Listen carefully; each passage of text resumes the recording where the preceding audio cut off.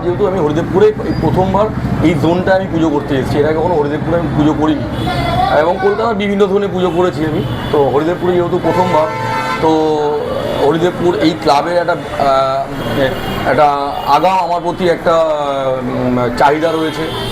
তো এবং শিল্পী হিসাবেও আমারও নিজস্ব কিছু চাহিদা থাকে, যেটা আমি আমার মানে পুজোর প্রেক্ষাপট মানে রাস্তায় বা মাঠে সেই চাহিদাকে পূরণ করতে পারি আমরা।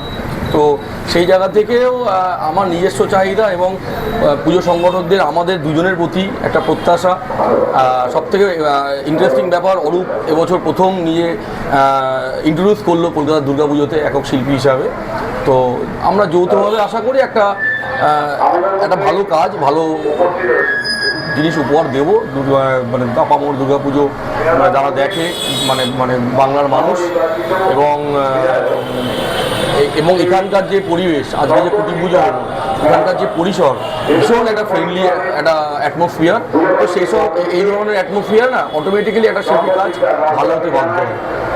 এটুকুই বলবো। এবার দুর্গাপুজোর আগে কেমন লাগছে? দারুণ লাগছে। আমি তো এর আগেও স্টেজেও বললাম যে অভিজিৎদার সাথে আমি বহু বছর ধরেই পুজো করে আসছি। এবছর প্রথম অভিজিৎদার সাথে নিজের ব্যানারে পুজো করতে নামলাম, তো একটা অন্যরকম একটা অনুভূতি অবশ্যই। আশা করছি বিবেকানন্দ স্পোর্টিং ক্লাবের যারা সদস্যরা আছে তারাও আমাদের সাথে এই কাজে সহযোগিতা করবে এবং আমরা একটা সত্যি খুব একটা ভালো কাজ উপহার দেবো।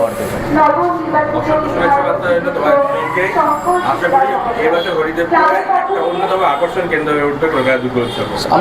আমরা সেই আশা রাখি। দর্শকের প্রতি কি বার্তা থাকে? দর্শকদের প্রতি বার্তা আমার একটাই থাকবে যে অন্যান্য বছরও যেমন আপনারা হই হই করে মহালয়ার পর থেকে দশমী অবধি দুর্গাপুজো দেখেছেন এবং আমাদের এনকারেজ করে এসছেন। আমাদের পুজো আমরা যেখানেই পুজো করি না কেন আপনারা ঠিক খুঁজে বার করে নেন আমাদের পুজো। এই দর্শকদের প্রতি আমাদের সেই প্রত্যাশা আছে এবং সেই ভরসাও আছে। তো আশা রাখি 2026-এও সাধারণ মানুষ আপামর বাঙালি যারা দুর্গাপুজো প্রেমী তারা আবার হই হই করে দুর্গাপুজো দেখতে আসবে আমাদের পুজো এবং সার্থক রূপদান নেবে। ধন্যবাদ। বিবেকানন্দ স্পোর্টিং ক্লাব হরিদেবপুরে তাদের আজকে খুঁটি পুজো ছিল রোববার দিনকে, সেটাই তোমরা দেখছো। তো খুব সুন্দর কিন্তু খুঁটি পুজোটা হয়েছে। তার সাথে এই অগ্নি রয়েছে, দেখতে পাচ্ছ হোম চলছিল আমি যখন গিয়ে পৌঁছেছিলাম। তো কিছু কথা শিল্পীর সাথে তোমাদের জানিয়ে দেবো শিল্পীর এই বছরের ভাবনা কি রয়েছে। এবং এই শিল্পী কিন্তু প্রথমবার এই হরিদেবপুরে কাজ করছে।